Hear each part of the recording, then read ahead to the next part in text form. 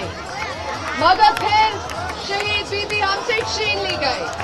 उनका अलम फिर आसिफ अली जरदारी ने उठाया और BISP के साथ से गरीब तरीन औरतों को माली मदद पहुंचाई। हम एक शहर या एक सूबा के लिए नहीं, पहले दिन से ये हर पाकिस्तानी औरत के लिए किया।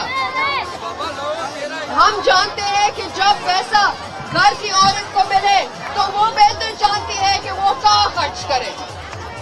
मुझे याद है BISP की बेनिफिशरी जिनकी बच्चों को मुस्तकबिल रोशन हुआ, BISP प्रोग्राम के तहत वजीफा वसूल करने वाली एक खातून जो खुद गैर तालीम याफ्ता थी, BISP के जरिए अपनी बेटी को पढ़ाया और एक डॉक्टर बनाया।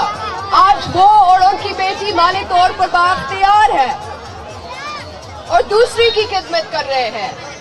दूसरी सियासी जमातें सिर्फ अमीरों को अमीर करना चाहते हैं और गरीबों को और गरीब।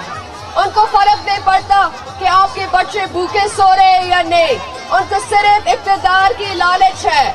पाकिस्तान पीपल्स पार्टी आवाम को सोचती है। हमने हमेशा गरीब, मजलूम और जरूरतमंद के साथ दिया है। शहीद मोहतरमा बेनज़ीर भुट्टो जब वो वज़ीर आज़म थी तो हर कैबिनेट की मीटिंग में उनका पहला एजेंडा हमेशा अवाम की जिंदगी आसान करने था। मेरे भाई बिलावल भुट्टो ज़रदारी ये वादा करते हैं कि जब इंशाल्लाह वो वज़ीर आज़म बनेगा, उसका भी पहला एजेंडा हमेशा गरीब और मजलूम की मुश्किल आसान करने होगा। वो आपके लिए बोलेगा, वो आपके लिए काम करेगा, वो आपके लिए लड़ेगा।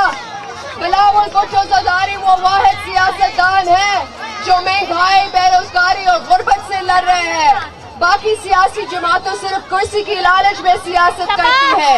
हम लोगों की मुश्किल आसान करने के लिए सियासत करते हैं।